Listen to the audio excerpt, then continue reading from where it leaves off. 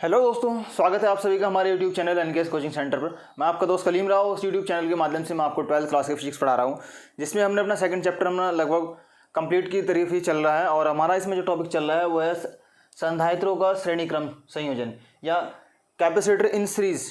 ठीक है, series combination हम यहाँ पर पढ़ रहे हैं। इससे पहले के जो टॉपिक्स हम पढ़ चुके हैं, आप हमारी प्लेलिस्ट चेक कर सकते हो। यदि आप हमारे यूट्यूब चैनल पर नए हो तो आप हमारे यूट्यूब चैनल को ज्वाइन करके प्लेलिस्ट चेक करके वहाँ से आप पढ़ सकते हो। ठीक है, वहाँ पर हमने पूरा ही फिजिक्स बहुत आसान तरीके से पढ़ाया हुआ। और नेक्स्ट जो हमारा टॉपिक है, आइए बिना देरी किए हम अपना टॉपिक शुरू करते हैं। तो आज का जो टॉपिक हमारे पास है वो है संधारित्रों का श्रेणी क्रम संयोजन या सीरीज कॉम्बिनेशन ऑफ कैपेसिटर्स। तो पहले हम कैपेसिटर को जो बनाते हैं वो उसका श्रेणी क्रम संयोजन बनाते हैं। जैसे हमारे पास ये कैपेसिटर हैं,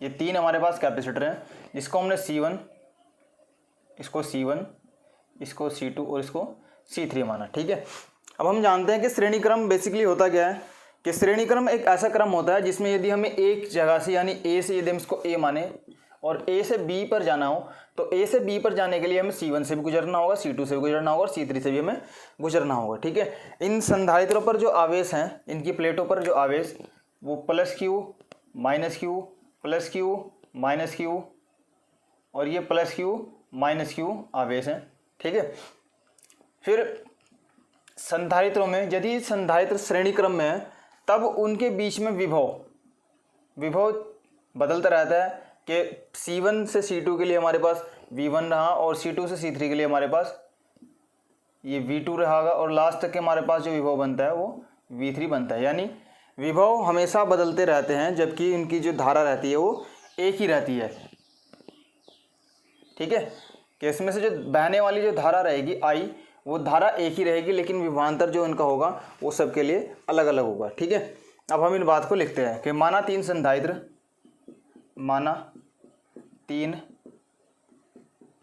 संधारित्र, C1, C1, C2, C2, C3 श्रेणी क्रम में है। श्रेणी क्रम में धारा तो समान रहती है, श्रेणी क्रम में धारा I समान रहती है, लेकिन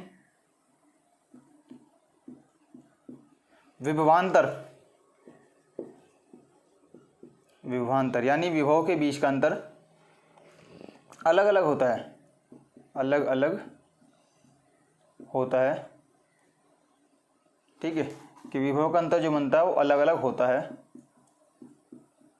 ठीक है, अब हम पहले C1 और C2 के बीच विभवांतर ज्ञात करते हैं, फिर ऐसे ही C2 और C3 के बीच ज्ञात करते हैं। ठीक है, तो आवेश का प्रवाह सदैव अधिक विभव से कम विभव की ओर होता है।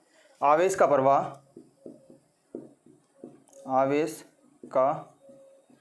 प्रवाह सदैव अधिक विभव से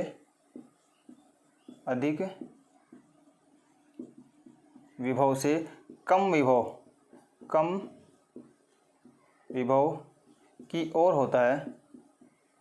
विभव की ओर होता है। ठीक है,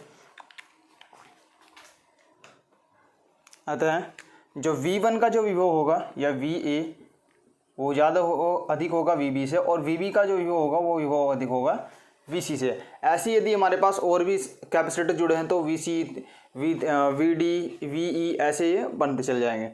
अब पहले संधारित्रों के लिए, संधारित्र के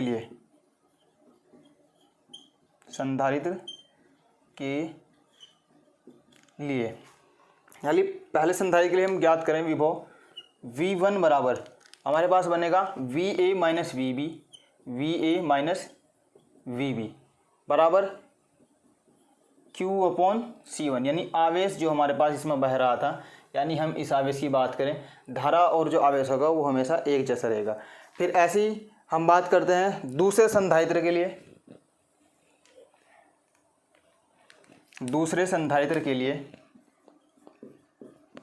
दूसरे संधारित्र के लिए, दूसरे संधारित्र के लिए हमारे पास बनेगा V2 बराबर VB माइनस VC और बराबर क्या बनेगा हमारे पास Q/C2। ऐसी यदि हम तीसरे संधारित्र के लिए बात करें, तीसरे संधारित्र के लिए,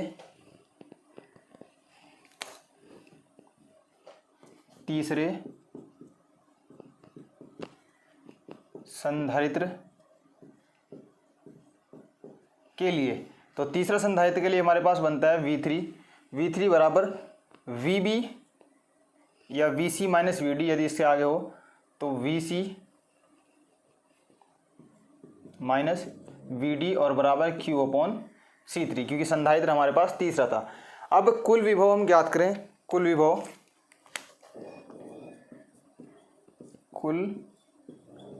विभव V बराबर V1 plus V2 plus V3, यदि हम इनको ऐड करें तब हमारे पास बनता है V1 का जो मान था हमारे पास V इक्वल टू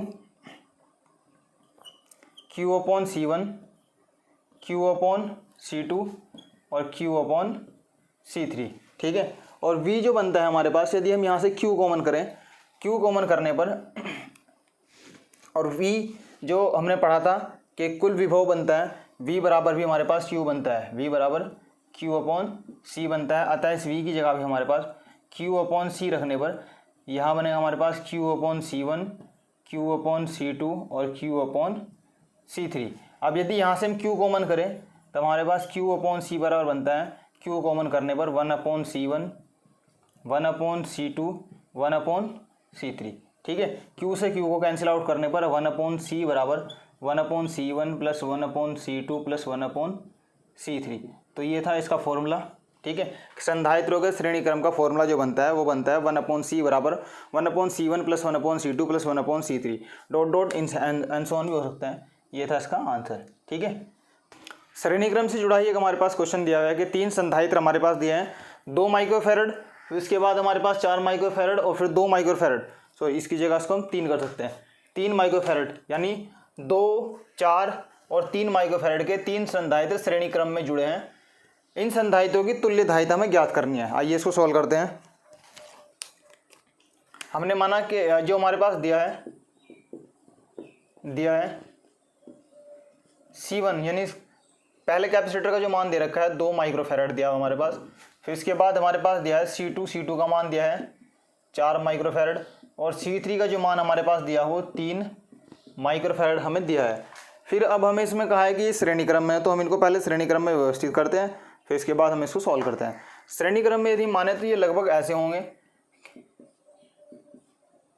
ये ऐसे होंगे, यानी इसका जो मान हमारे पास है ये 2 माइक्रोफैरड है, ये फिर 4 माइक्रोफैरड है और ये हमारे पास कितना है 3 माइक्रोफैरड है। हम जानते हैं कि श्रेणी क्रम का जो सूत्र है, श्रेणी क्रम में संधारित्र या श्रेणी क्रम में धारित्र, संधारित्र का सूत्र, संधारित्र के संयोजन का सूत्र। तो हमारे पास सूत्र जो बनता है 1/C बराबर 1/C1 plus 1/C2 plus 1/C3 बनता है। अब यहाँ से यदि हम वैल्यू रखें तो 1/C बराबर 1/2 प्लस 1/4 प्लस 1/3, ठीक है। यदि हम तीनों का एलसीएम लें तो एलसीएम लेने पर हमारे पास बनता है 12, क्योंकि 12 एक ऐसा नंबर है कि जो 2 से भी डिवाइड हो सकता है, 4 से भी हो सकता है और 3 से भी हो सकता है। तो इनका एलसीएम जो बना 12 बना। 2 से यदि हम इसको डिवाइड करें तो 2 की 6 बार करने पर 12 बनता है, तो 6 गुणा 1, फिर प्लस यदि 4 से इसको डिवाइड करें तो 3 बार बनता है, तो